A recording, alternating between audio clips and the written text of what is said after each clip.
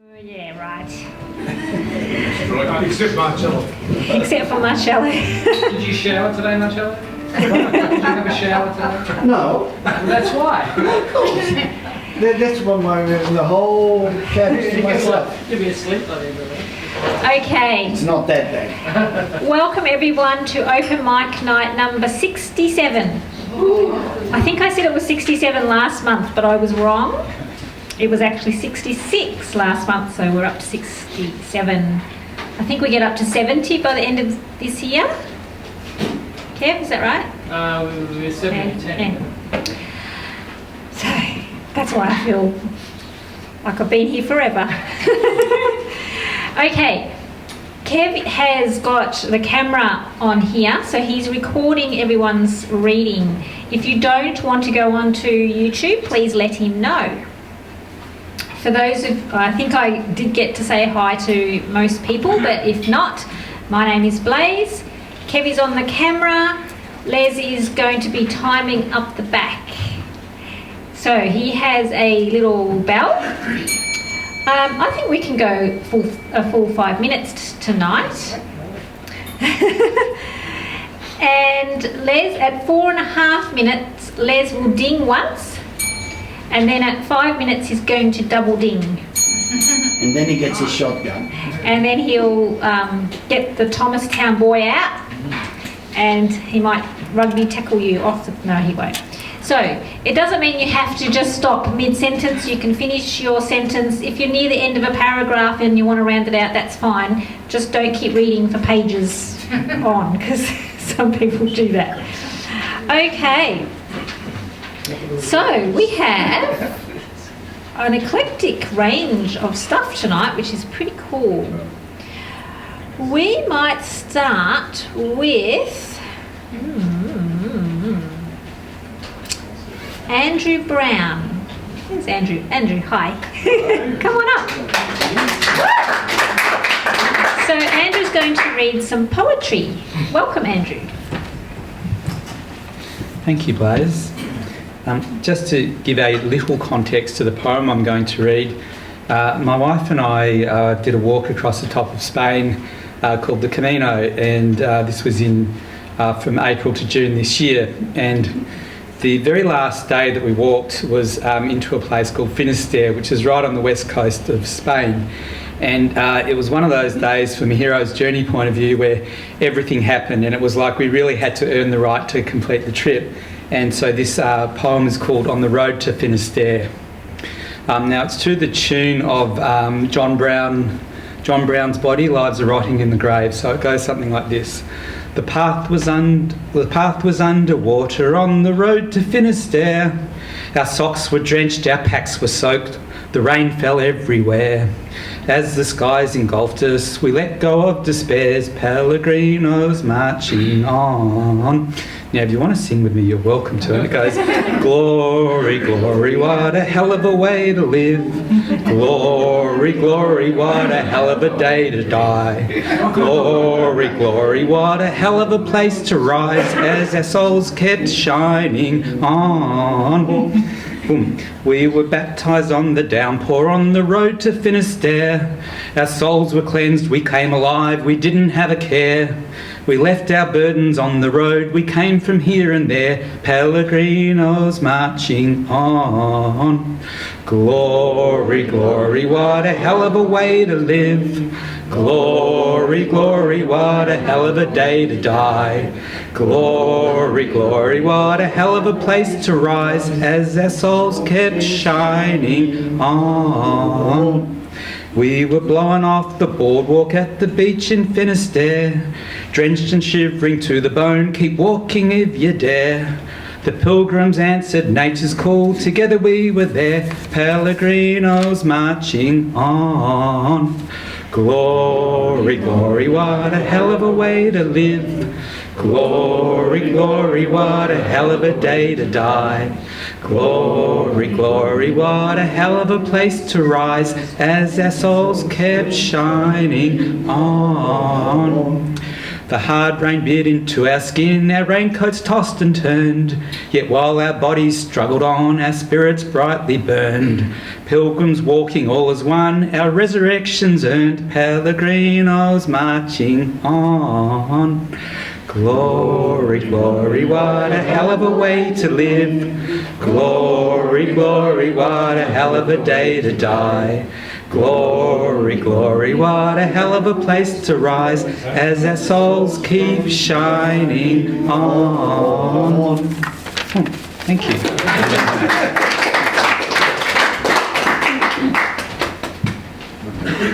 Thanks, Andrew.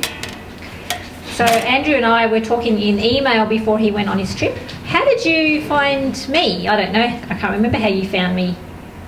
Through Long shaggy dog story, but one of the connections was you've done a presentation to a group of Probus people. Oh, okay. And I coached a lady whose father was at that presentation, and I was sharing with her that I was doing the Camino, and she said, "Oh, my father shared this story of this amazing lady called Blaise." Okay. Word spreads. Cool. We'll get to talk about you. We'll exchange experiences soon. Okay. Joan, I'm going to get you up next.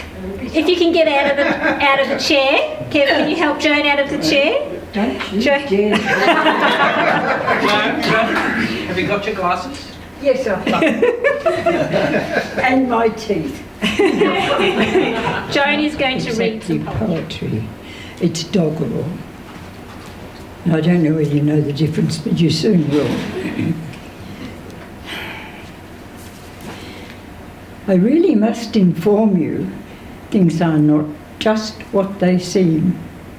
When I look in the mirror, I'm floating on a dream. I think it's me who's standing there, but it must be someone else. My heart runs on a gadget which regulates my pulse. This hair, which looks so curly, is really just a perm. The teeth, which sparkle with my smile, need gel to keep them firm. The ears alert to all your talk. Shh, I have gotten teeth in. Your ears alert to all your talk are wired with batteries small.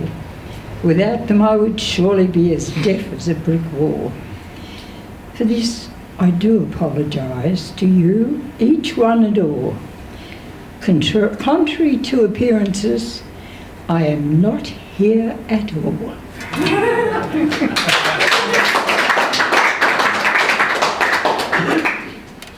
Thanks, Joan. Claire. So Claire. Claire D is going to do a monologue and hopefully tell us about your upcoming show. Yes. Hello everyone, my name's Claire Elizabeth D, and as Blaise has just welcomed me to do this, I'm performing a show at the Melbourne Fringe Festival. It's a one-woman transcendental cabaret, and it's called Devil Woman, and it's playing at the Butterfly Club from September the 23rd to the 29th. And at the moment I've written all the songs, but now I'm writing all the monologues to kind of bring the songs together. And I'm doing a range of characters in the monologues. So I thought I would explore the character of Little Claire. So,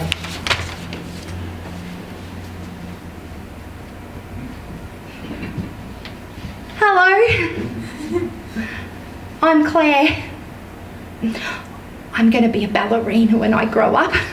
I'm going to be a ballet dancer and a jazz dancer and a tap dancer and a singer and a Super Mario Brothers champion. Do you want to see me tap dance?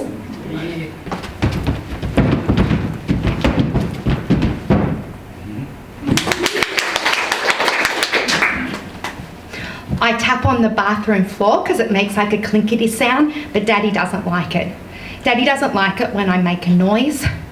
He wasn't allowed to make a noise when he grew up. Granny said he had to stay in the corner and he wasn't allowed to talk until he was told. And I heard Mummy say to Daddy that Granny drinks too much, but I don't know what she means by that. I mean, we drink lots of lemonade at our house. My daddy's a sign writer, but he lost his job. No work for artists, he said. And Mummy said, darling, we can't afford your dance classes anymore. I was really sad. Also because Dad said, there's no work for dancers, there's no work for singers. But I got a job. I'm busking at the Ivanhoe shopping centre. I made $80 an hour over Christmas. Mummy dresses me up poor, so we make more money. When I grow up, I'm going to be on Johnny Young Talent Time. I'm going to be a star like Madonna. What do you want to be when you grow up? Miss, what do you want to be? Dancer. You want to be a dancer too?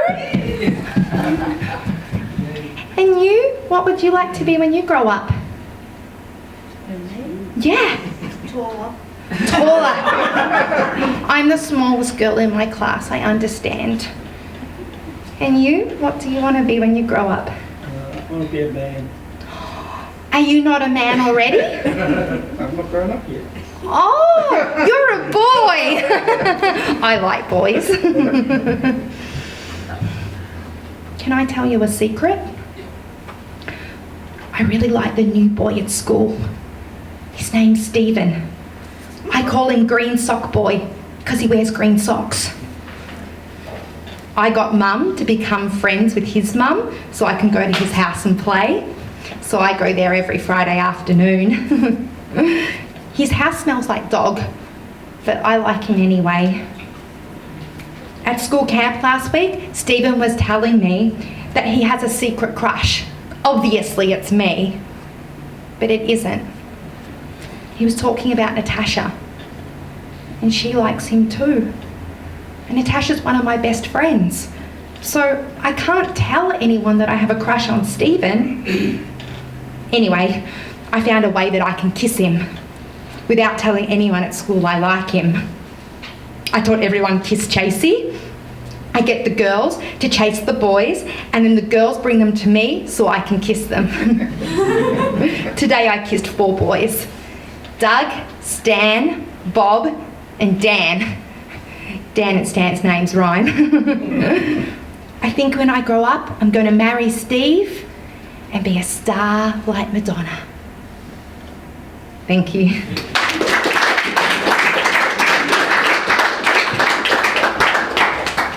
So Claire, where can people find info about your show to book in? Have you got flyers or? I have flyers with me, Yep. I do, and they can either go to the Butterfly Club website or the Melbourne Fringe Festival website and look up the show Devil Woman. So if you're interested in a spiritual cabaret, then come along. Cool. So we can put some flyers over here if anyone Great, wants any. thank you. Have a look. Awesome. Marcello.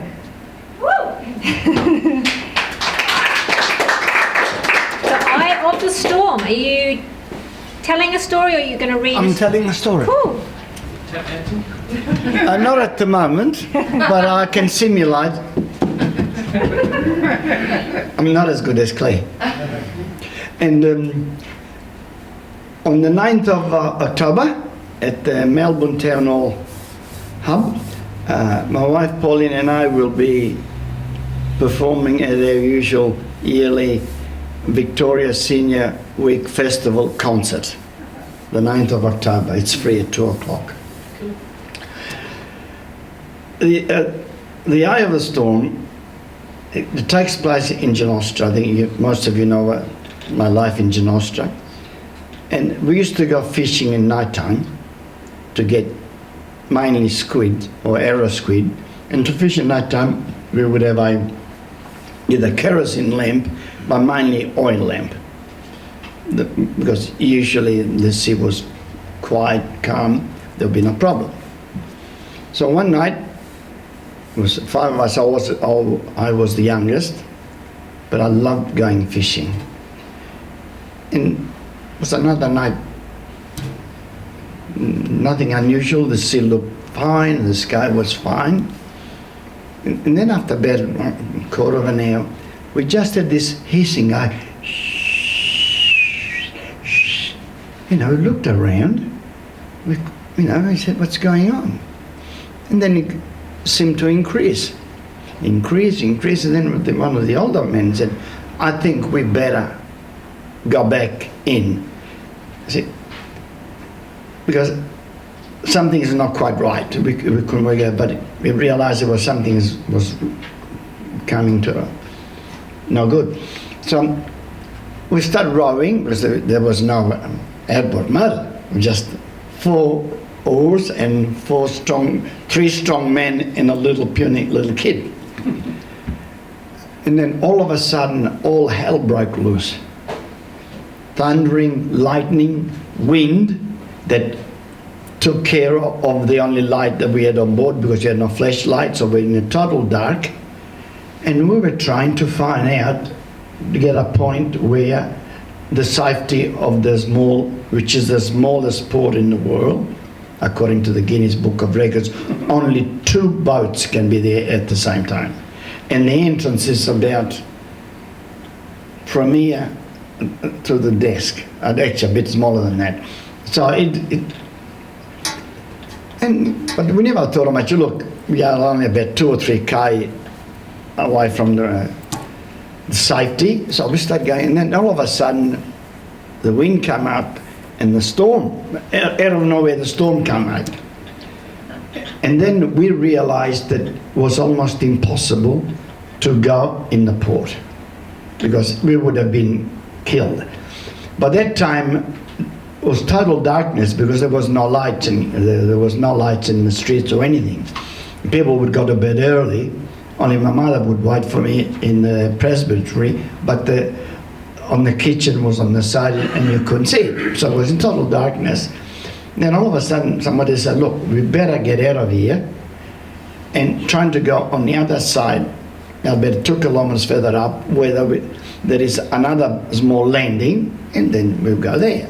But of course, easier said than done. All of a sudden the waves were getting high and high, because in Genostra, for some strange reason, when we used to get waves at 10 metres high. It wasn't that night, but it was, and then we lost the light and the water was coming inside the boat. So I became the official bailer. I was bailing at water, but was getting nowhere. So we were really helpful to, even though it was dark, some of the older people, by the sound of the waves, knew where the rocks were. So we turned around, we got to Lazaro Point, and we realized that even though it should have been calmer, but the rip from the rocks on the other side was coming back. So it was making it almost impossible to go further in. So we looked, and then all of a sudden we saw a few lights, far away, but we couldn't go to the back there. So we decided to go towards Punta Lena, where eventually, after about 6 hours, we got there, all wet, scared, and we were able to start a fire where we didn't quite dry it, but we did manage to cook on the fire some squids. We had something to it. There was a well there, we got some water, but the storm kept coming, and we made sure that the boat was safe. So we saved our life. But next month, I'll tell you what was happening in Genostra, what the people were doing, because they were terrified that we had gone. That already my brother was a priest, and was studying prayers in the church, and they were all saying prayers for the dead. But I wasn't quite ready to go. So next time I'll tell you the full story, but it's a true story, and it was terrifying. Stephen Bagata is going to read. Oh, is this some of your novel. Yes. Pope Dreams, that's very appropriate It today. is a bit. I didn't think about. So I'm reading a bit from my unpublished novel, and the premise for my novel is that the Pope dies, and all the cardinals have a dream on the night of the Pope's funeral. They all have a dream where they see the new Pope. The new Pope is not, in their dream, is not who they expect it to be. It's actually a married father of 6 living in Dublin, but they don't know that yet. So in this story, of course, there's a number of dreams I've written, and not all of them have made it into the novel because it was getting a bit repetitive. So I think I'm putting it as a addendum at the back. So I'm just going to go through a couple of the dreams. And then the dreams are sort of a way of humanising the cardinals, in that because the church tends to deify them a bit and treat them as demigods, but they're really just blokes who get up to all sorts of terrible things sometimes. So the first dream is from Francesco Pandemonio. He was standing on the high altar at the Basilica in Perugia. He was walking up to the lectern to deliver his homily, but noticed as he walked that his shoes were clicking on the marble floor. He looked down at his feet and was delighted to see he was wearing patent black tap shoes and white spats. It was his boyhood dream to dance like Fred Astaire and Gene Kelly. Where other boys couldn't get enough of westerns, Pandemonio loved nothing better than a good musical. And when one was showing at a local cinema, he would go to see it as often as he could. Then he would memorise the dance steps, stick thumb taps in the soles of his shoes, and attempt to repeat every step back home. Presently, the organist started to play one of his favourite dance tunes, and he couldn't stop his feet from moving to the music, thus providing the rhythm accompaniment. In all these years, he hadn't lost his touch. In fact, he was dancing better than he ever had before.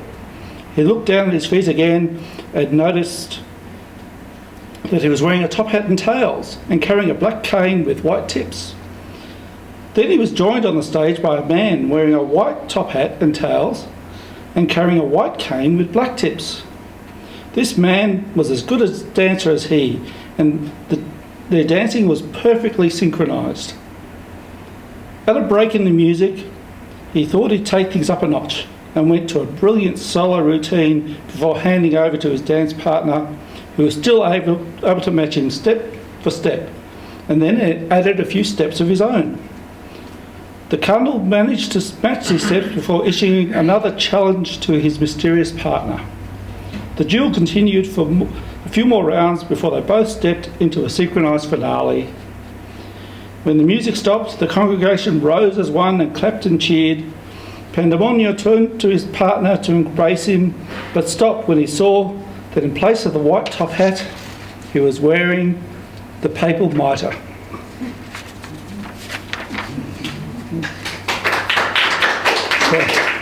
Second dream is Cardinal Ian Robertson. I had to come up with a lot of cardinals for this story. They all come from different places. So Cardinal Ian Robertson is actually Canadian.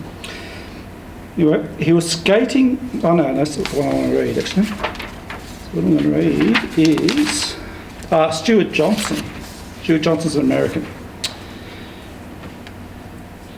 He was surfing, but it wasn't like he was in a competition. He was back in the early 60s.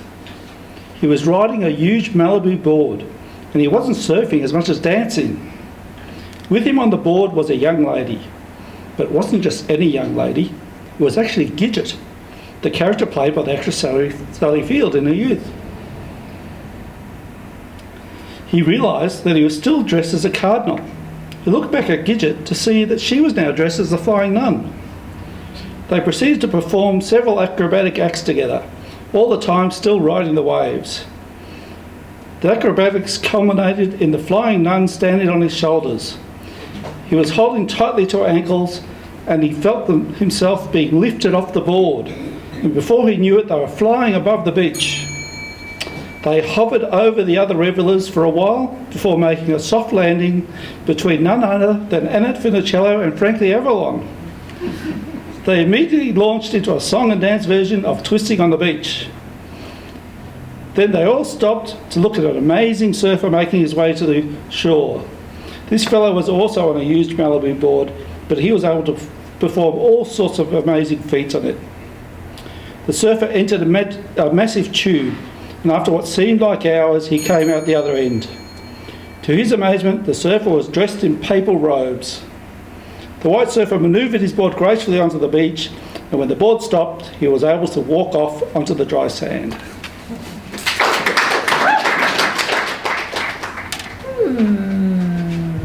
Dominic, we might get you up now, and while you're getting ready, do you want the stool to sit on? If you like. Yeah? You bring the stool up, I Ken? don't want to take the stool off you. No, that's fine. While Dominic's getting ready, would you like the microphone? Oh, no, this should No? be right. Yep. Thanks. Yeah, it's probably better down. See how you feel. Yeah. Yeah? Thanks. Cool. So Dominic's obviously going to do some music. I'll let him tell you about it. Hi guys, my second time here. I find this fascinating. You're such a diverse bunch. Terrific. I've always enjoyed singing folk songs from the days of Frank Trainers. If anyone here is I old used to enough. go there. Well, I actually was lucky enough to have performed there in my youth. And Martin Wyndham Reed and Brian I Mooney. remember Brian Mooney, yeah. We've had home concert with with Martin. It's been terrific. I've loved the journey, and I love a lot of traditional songs. And Neil Marks. And every now and again you hear some new songs, and they're great. And this is one of those I've just learned. It's just very nice. It's called I think it's called Morning Bird. Hope you like it.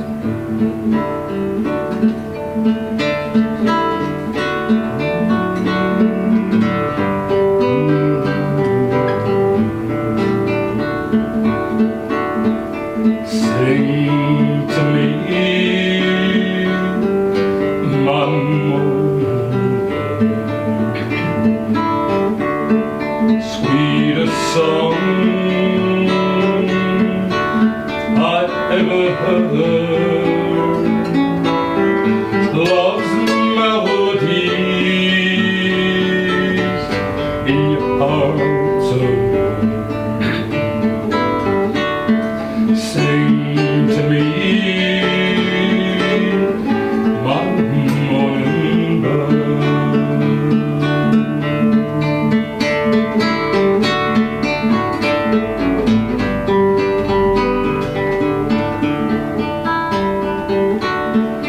When the sun climbs all the mountains, just to hear you sing your song, and all the stars lay down in heaven to take their rest till evening comes.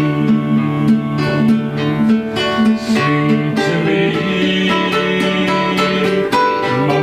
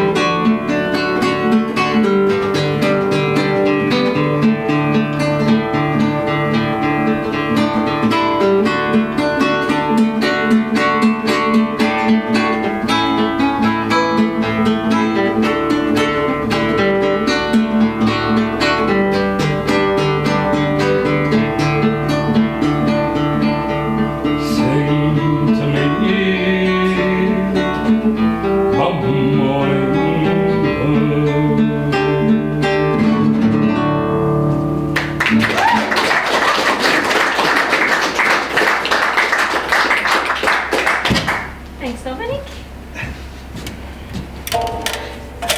Okay. Marion Lemon is going to read some poetry. So some of these are very short. I'll be interested to know how many short poems one can read in 5 minutes. We'll see. Sorry, I'll just adjust the light, I think, off the page. And disengage my glasses. And then I'll be right. Here we go. One of the mob. The Pied Piper of persuasion wants us to follow like sheep so he can pull the wool over our eyes. Blame the road authorities. I meant to take the road less travelled, but it wasn't well signposted. Winter epistemology. My fingers are frozen, my toes are numb. Ah, I can see my breath. I must be alive. Dislike Peter Piper on Facebook. It's a pity to be party to petty postulations posted online. The door of death. Is it revolving? One way? Automatic? Marked private? Do not disturb? Or has it been unhinged by resurrection? Digger. No longer at the Anzac parade because your mind has gone AWOL. How can we be at ease? Emotional housekeeping. Tidy up your feelings, pick them up from the floor, make everything shipshape, put them in wardrobes, shelves and drawers. Somebody's coming. Everything has to be neat. These three are actually about grief, so they sort of go together. Her everyday grief. Hanging socks without jocks, toilet seat down, half the bed, cold. Salt in raw wounds, Christmas gift, cooking for one. He always did the mowing, learning the mysteries of two-stroke, four-stroke, when the stroke she is missing is the stroke of his hand. And this is long. Backyards. Backyards gave birth to cricketers and footballers, pots of jam and jars of pickles. Backyards nurtured nature, caterpillars, cocoons, stick insects, spiders and birds' nests. Backyards were alive with skinks and bees, chooks, dogs and ants. Backyards were dressed with dandelions and gumnuts, soldier grass and blossoms, geraniums and frost. Backyards were industrious, washing lines spinning, lawn mowers droning, saw benches whining. Backyards celebrated with bonfires and barbecues, trestles and tents, arrays of coloured lights. Backyards were active with swinging, skipping, hiding, seeking and hopping. Backyards sang, "They are jolly good fellows, happy birthday and auld lang syne." Backyards were creative, cubby houses and sandpits, mud pies and sheds, daisy chains. Backyards were emotional, winning, losing, cheering, laughing, sobbing. Backyards were teachers of bike riding, pruning and planting, sawing and mechanics. Backyards are a wonderful introduction to life.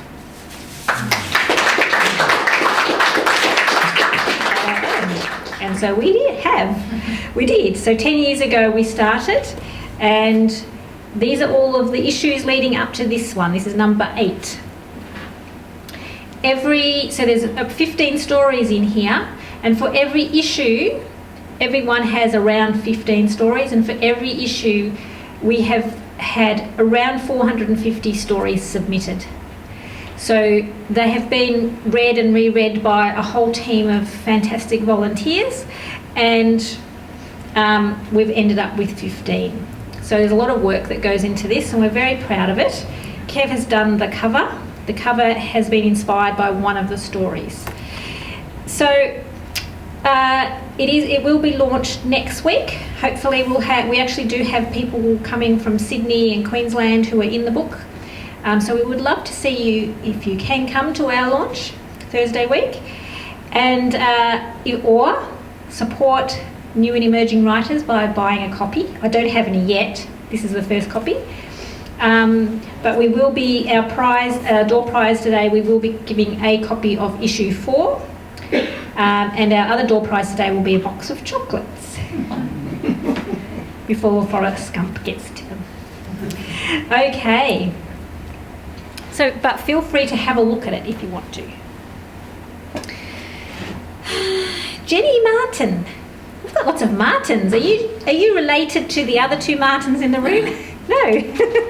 We commonly are. Jenny's going to read a short story. Well, very short. That's okay. Welcome. I just thought I'd come along and have a sticky beak. I didn't know whether I'd read, but anyway, here I am. Out the kitchen window, I could see men standing around the backyard, talking with beers in hand, hopefully keeping an eye on those children.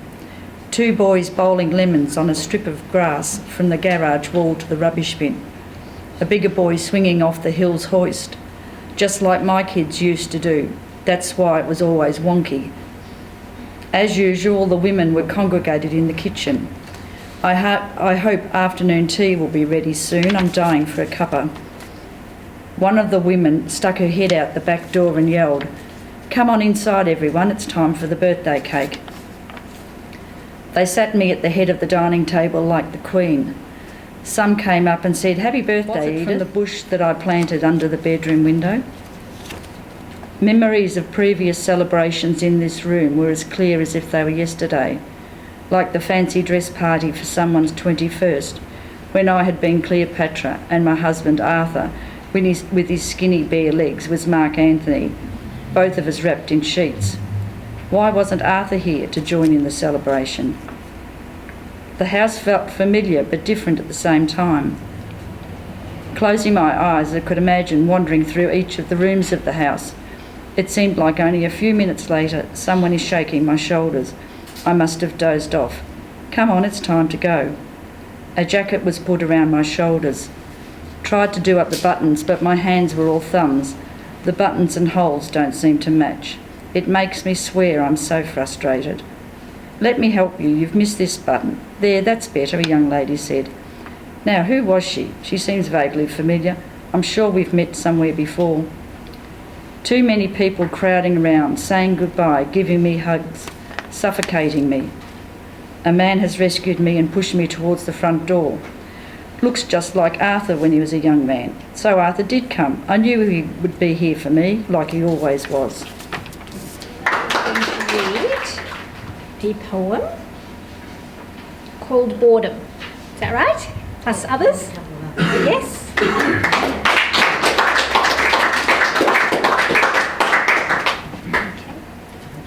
Thank you. Yeah. Thanks very much. After Dominic did his lovely song, I thought I'd just actually do a little poem about singing and how really important it is to me, and I'm sure to Dominic and others, if I can find it again.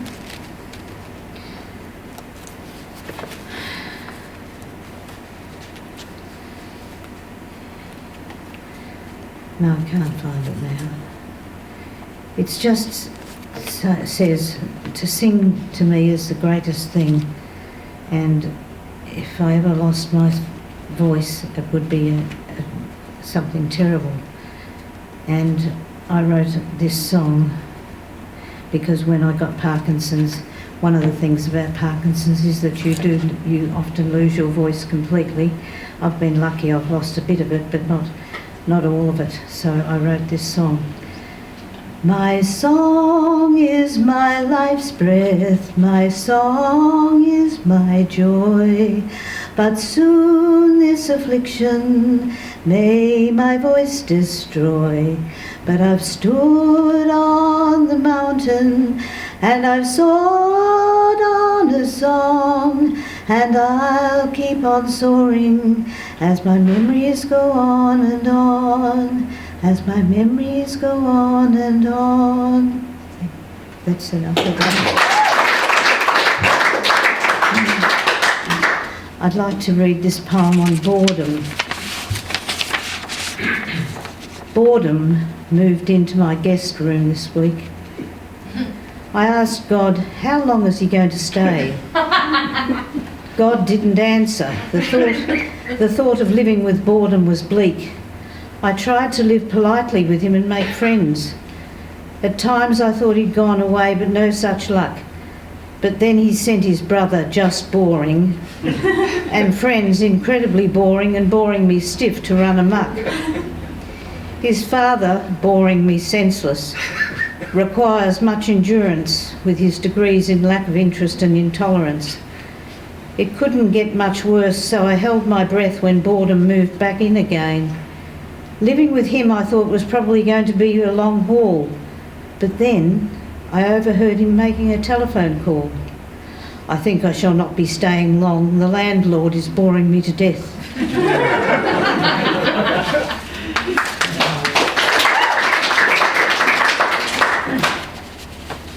And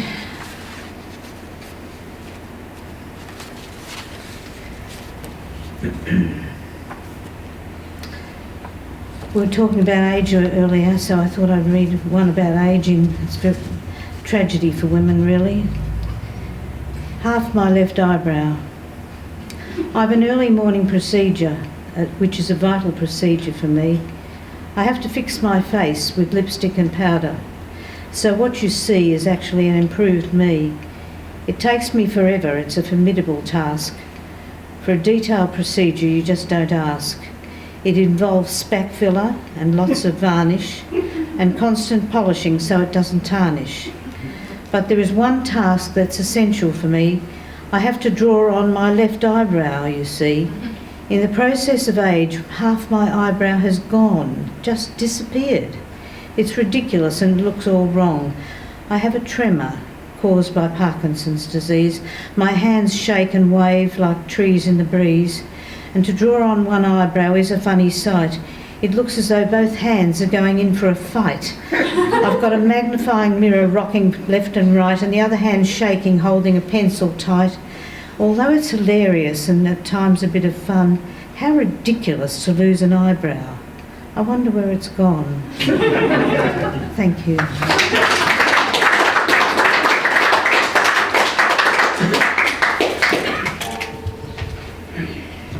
Betty Martin.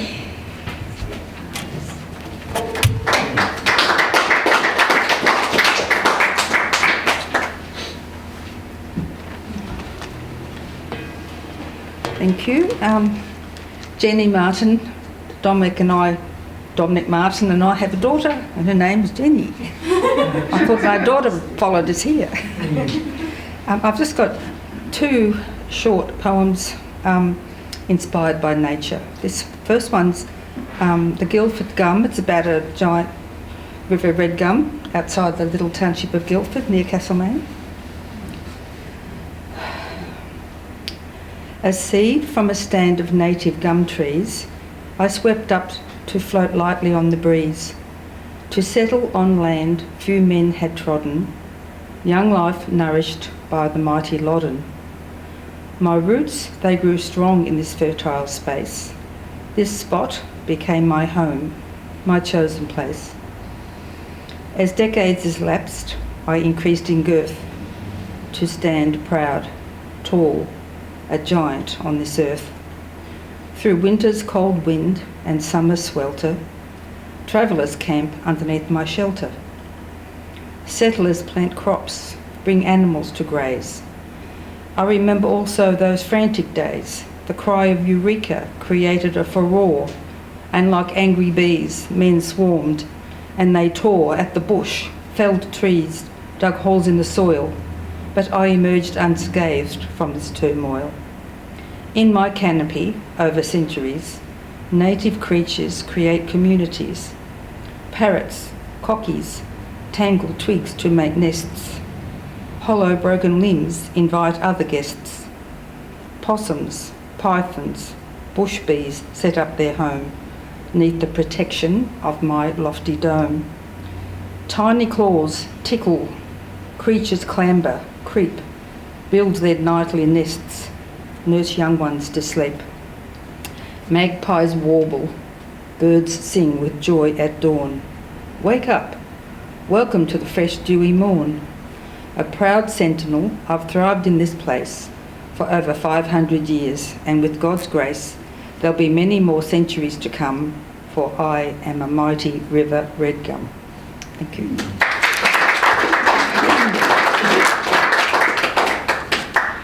And one I wrote when I woke up last Sunday morning. I never wake up inspired to write poetry. This is what happened. I could hear the dripping on the roof. So it's just about a rainstorm. Rain caresses the earth, washes it clean, nurtures trees and plants, paints everything green. A fine spray from early morning showers quenches the thirst of delicate flowers. A steady downfall murmurs and mutters, lands on my roof, rumbles down my gutters, rushes and funnels down into the drains, and stores in the tanks for times without rains. Hailstones tick and tack on my window's glass. Winds whip wet leaves, scatter them on the grass. One last rumble, then the storm flows out west. Damp doves coo from the shelter of their nests.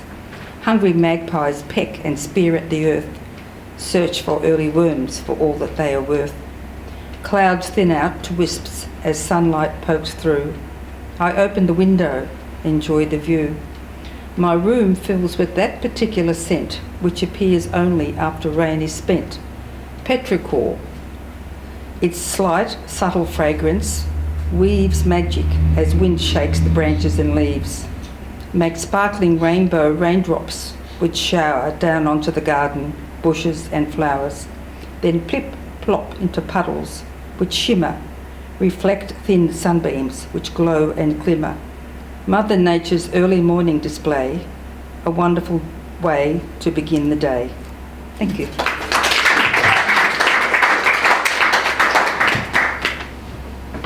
Thanks, Betty.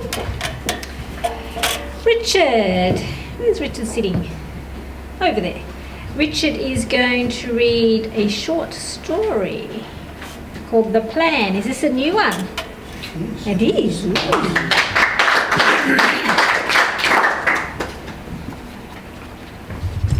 Thanks, Blaise. This is called The Plan. So what are you two giggling about? He asked.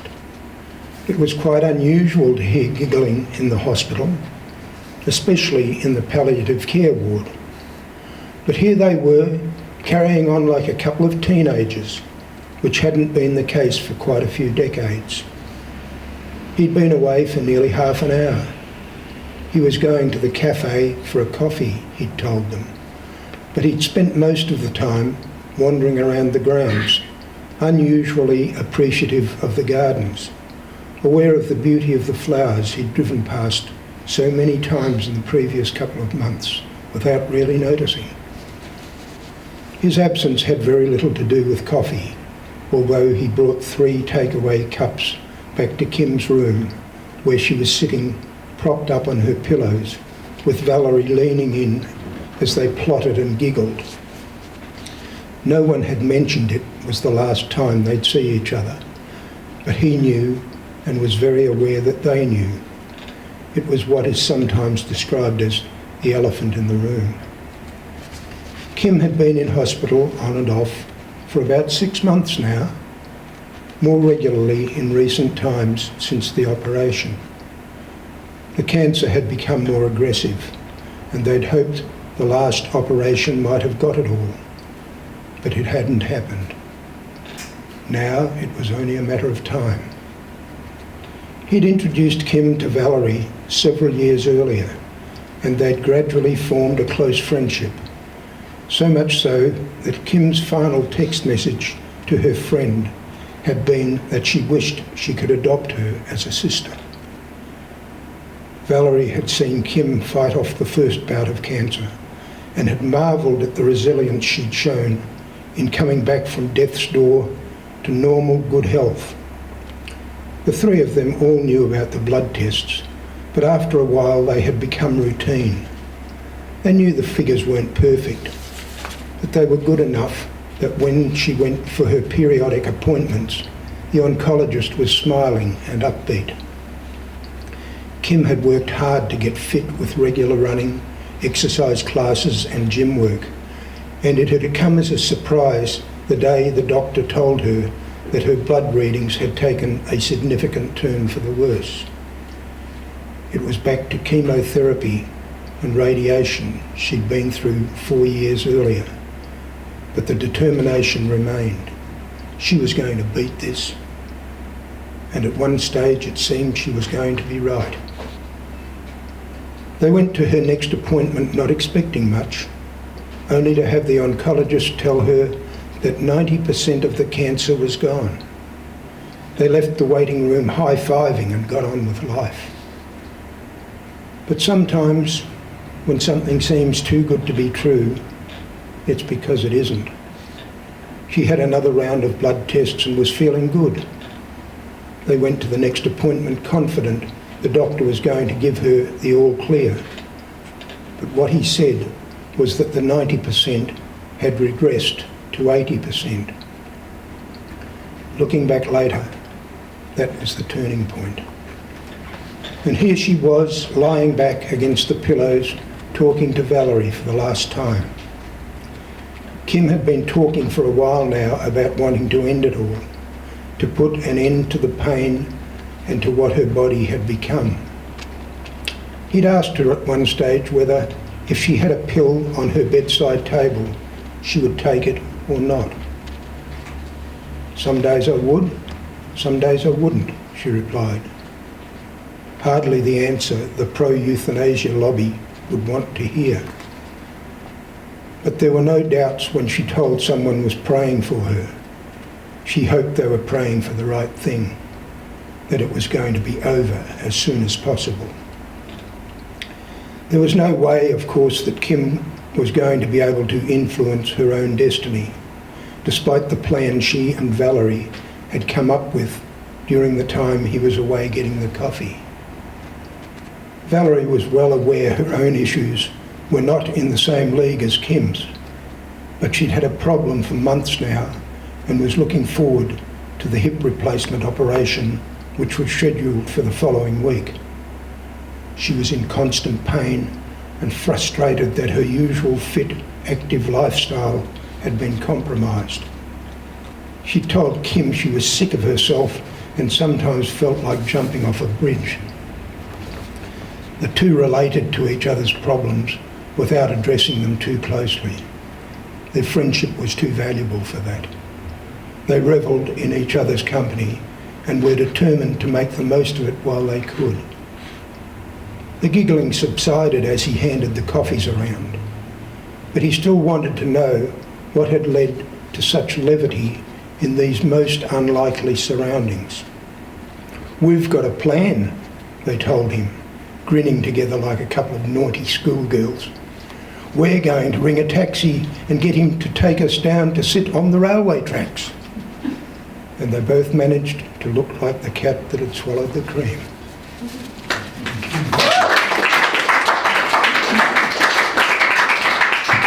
Jimmy. Jimmy's going to play a song. Do you want the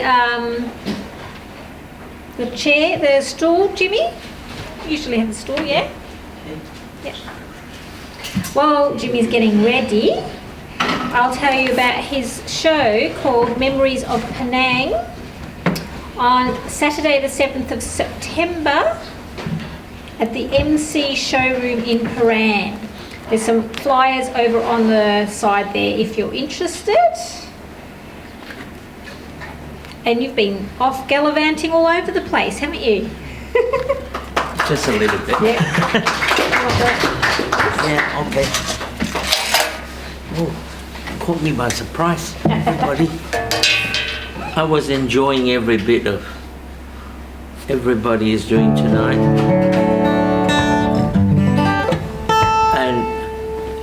really interesting to hear. Sometimes this all life experience, that a real life experience that I'm hearing. And I suppose I've been songwriter for the last 20 years. I suppose whether you write a poem or a song, the similarity is there, is to express how you feel. And this song, I wrote that a few years ago. About this time of year, I get winter depression. Anybody get winter depression? Come on, raise your hand. You do? So I hope you can follow me on this song then.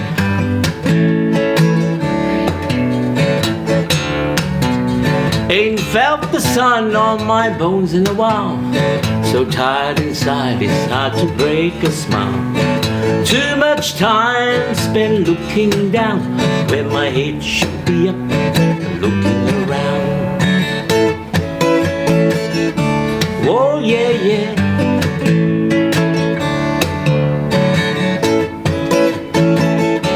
Oh yeah, yeah. So I dance and I dance, I kick the blues out of my door. I dance and I dance until I feel my spirit soar. I dance and I dance to meet the golden light of day. I dance those demons far away.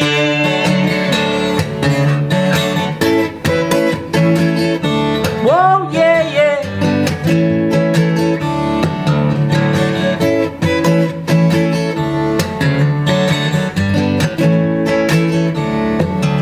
Those noisy monkeys inside my head, keeping me awake from sleeping in my bed.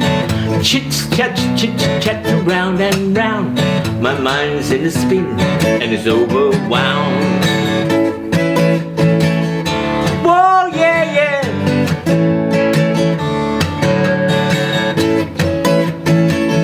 Whoa, yeah, yeah. So I dance and I dance, I kick the blues out of my door.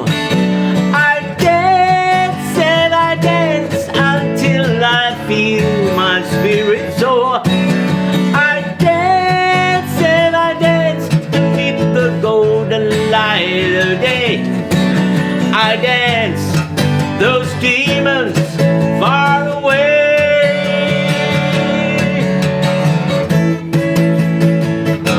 Oh yeah, yeah.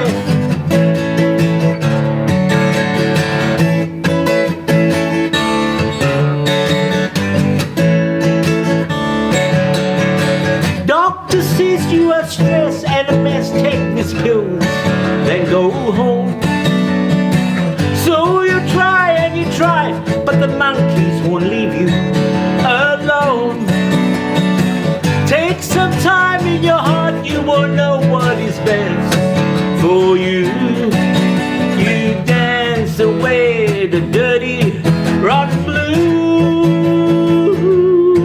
So you dance and you dance, you kick them blues out of your door.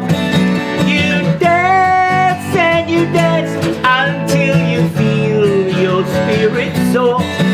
You dance and you dance to meet the golden light of day. You can dance those demons far away.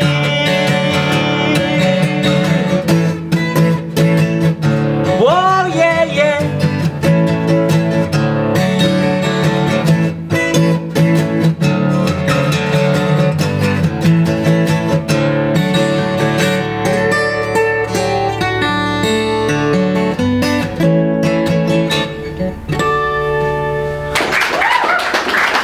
Thank you.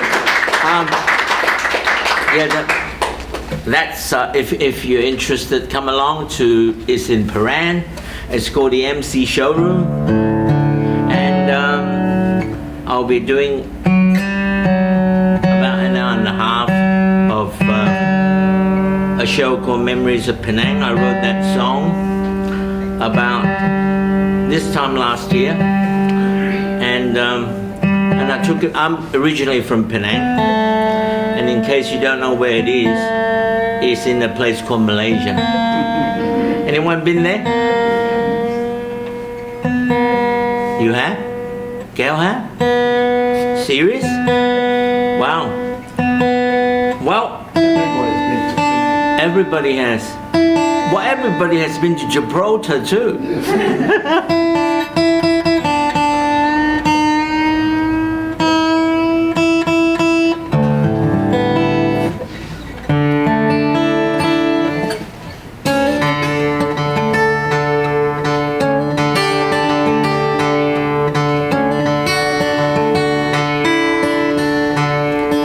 This song is about love. Just when you thought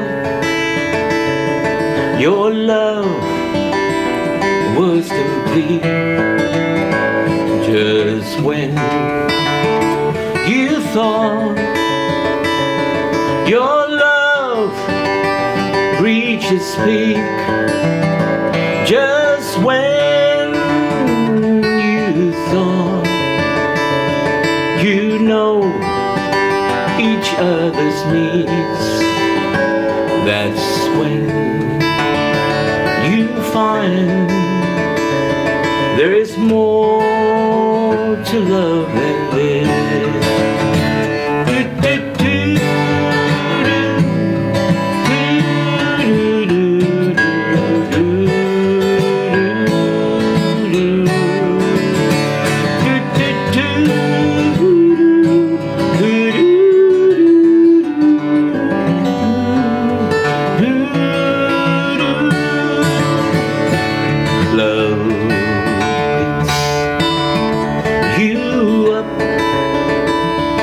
When love is honey sweet, love drops you down.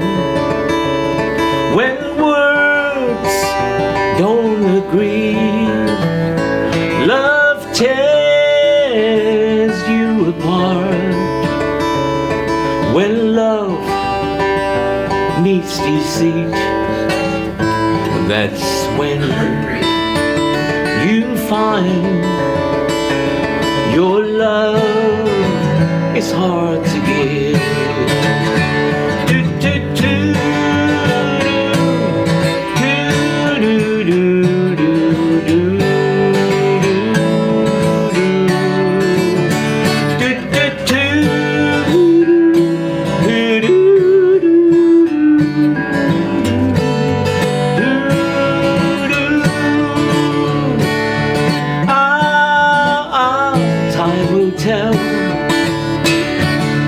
Are we riding on love's carousel? Time will tell. Beat high on love or bid each other farewell. When love is real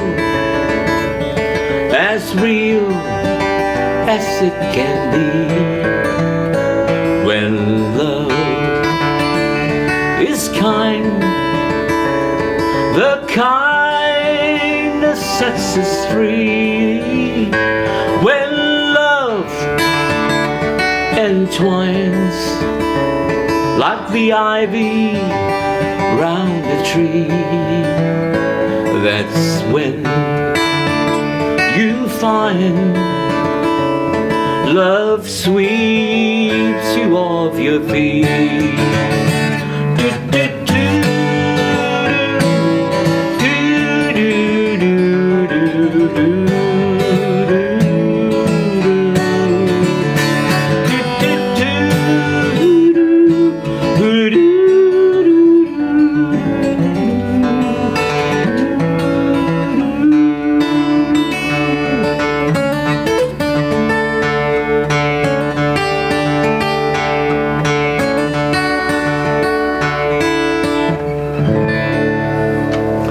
Thank you very much.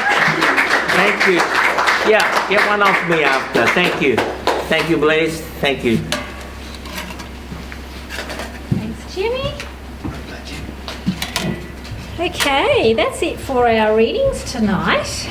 I just wanted to remind people, actually I can't remember if we talked about this last month, but we have the excellent, thanks to Les, the excellent manuscript assessment competition, which is where you can send us a pitch to see if you will win an assessment of either a poetry collection, a self-help book, a business book, a novel, a memoir, or a kid's picture book. And that is a really valuable thing if you're wanting to get published. So it was meant to finish last week, but because we have a new website, there was a week or so where we had some tech issues. So we have extended it to the 15th of September. And then in October we will announce the winner. So there are forms up there if anyone is interested, or you can get them off the website. We also have a one-day book camp on Saturday the 12th of October. If anyone is wanting to publish a book, that will be very valuable for you. We also have our Bali retreat. 72 days, I think. Not that I'm counting or anything, but I'm looking forward to some sun. So if anyone is wanting to come to Bali with me to write their book, let's have a chat. Have I forgotten anything, Les? You got a new website apparently. We have a new website. We were going to do this big thing about the website, but it cost us a really huge amount of money and we weren't very happy with the process. It was meant to take 90 days, it took 9 months. So we nearly went to court over that one, but we are happy with the website. But we're still recovering from the whole thing, so we haven't thought about releasing it properly. So, but feel free to have a look at our new website and tell us what you think. We think it actually looks good, but yeah, it wasn't as good a process as we expected it would be. So don't forget the launch of Untitled Issue 8 next Thursday, the 29th of August. And I'm going to draw the door prize.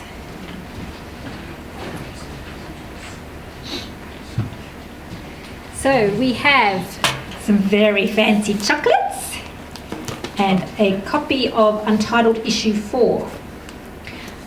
If anyone didn't know, actually, a lot of these books have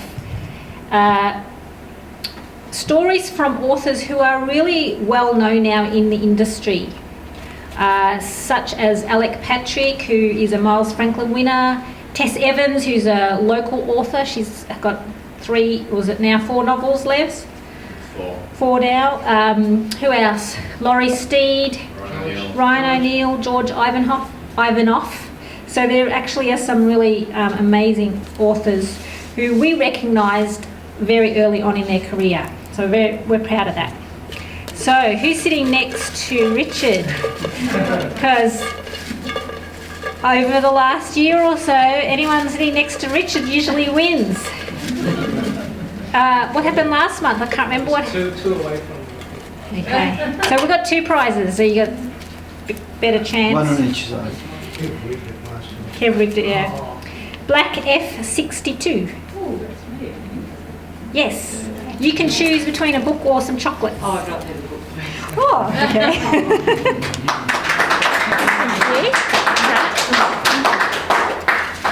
Okay. You've done all right. First time here. Yeah. Well, thank you. Come again. Yeah. So thank you to the newbies tonight. It's nice to get some new people. We like you old people as well. Black F68.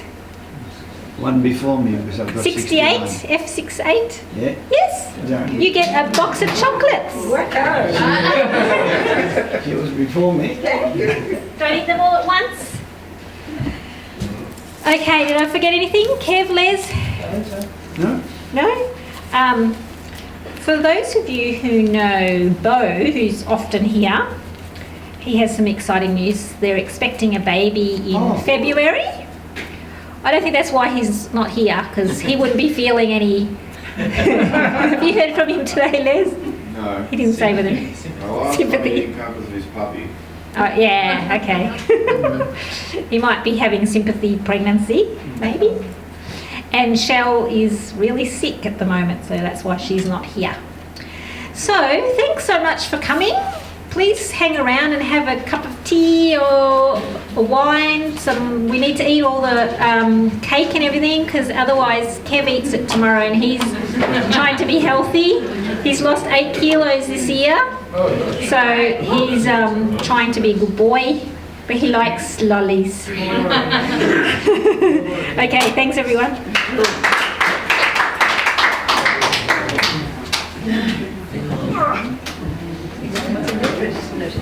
Yes.